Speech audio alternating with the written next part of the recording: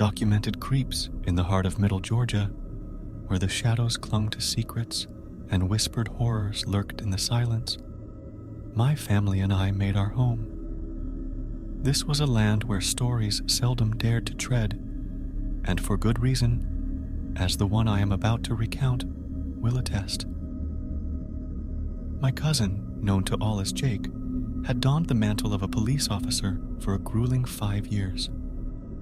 He entered the force with the innocence of a lamb, his eyes alight with the optimism shared by so many before him. It may sound trite, but deep within, Jake held a genuine desire to be a beacon of change, a guardian of hope for the beleaguered souls dwelling in our fractured community.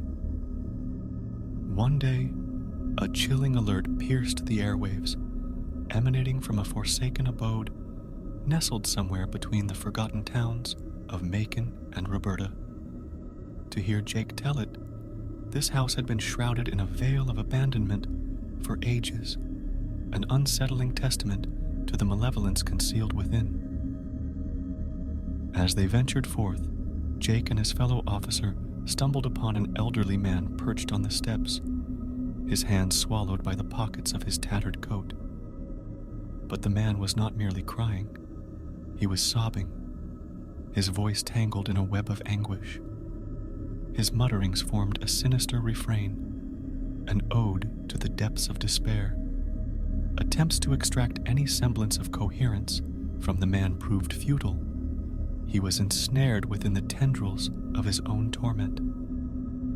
As Jake's partner summoned additional reinforcements, Jake's grip tightened around his weapon, a sentinel to the impending descent into the abyss. Inside the accursed domicile, the miasma was suffocating, an olfactory assault that clawed at the senses.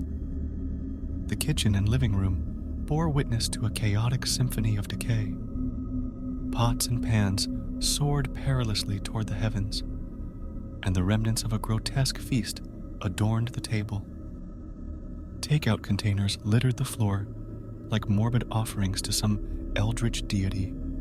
It was a diabolical tapestry of madness.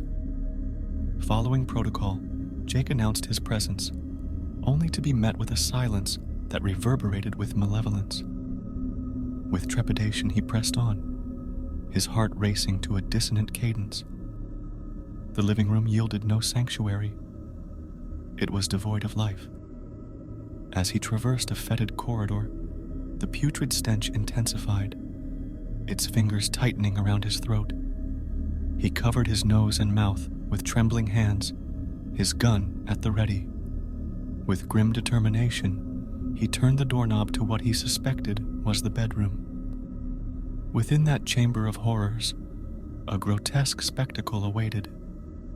2 corpses lay upon a wretched bed, their pallid skin kissed by the touch of death, their flesh besieged by a relentless swarm of flies.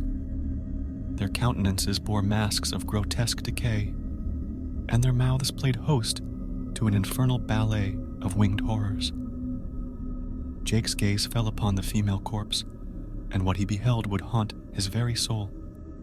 In her lifeless arms, she cradled an even smaller, lifeless form, an infant. Horror upon horror unfolded as Jake witnessed an abomination. A colossal cockroach emerged from the infant's lifeless maw. It was a sight that etched itself into his psyche, an indelible scar upon his soul. He fled the accursed chamber, gasping for air, regurgitating his lunch upon the steps outside. When the reinforcements finally arrived, a sinister puzzle began to unravel. The elderly man, first encountered by Jake and his partner, was none other than an old friend and co-worker of the deceased couple. He had sensed a creeping dread and ventured to their abode, only to bear witness to the abominable tableau within. The grim narrative that emerged spoke of a descent into opioid addiction by the husband and wife, a harrowing plunge triggered by a debilitating surgery. They succumbed to the siren call of painkillers, their addiction festering until it ensnared them in the clutches of heroin. Their innocent daughter, a mere toddler, met a tragic end through neglect. When they stumbled upon her lifeless form, the couple, already broken beyond redemption, resolved to sever their own existence from the cruel tapestry of life. Lethal doses of heroin coursed through their veins, enough to cast them into the abyss and beyond. Jake remains tethered to the force, though the specters of that day have left an indelible mark. He sought solace in the arms of alcohol, a tempest that threatened to devour him. Through therapy and sheer willpower, he wrestled his demons into submission, yet the specter of that infant's corpse lingers in the dark recesses of his mind. In his nightmares, the baby's cries persist, an eternal dirge of despair that refuses to be silenced.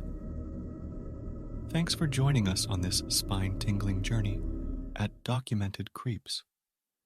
If you crave more eerie tales, real-life encounters, and mysteries that defy explanation, make sure to hit that like button and subscribe.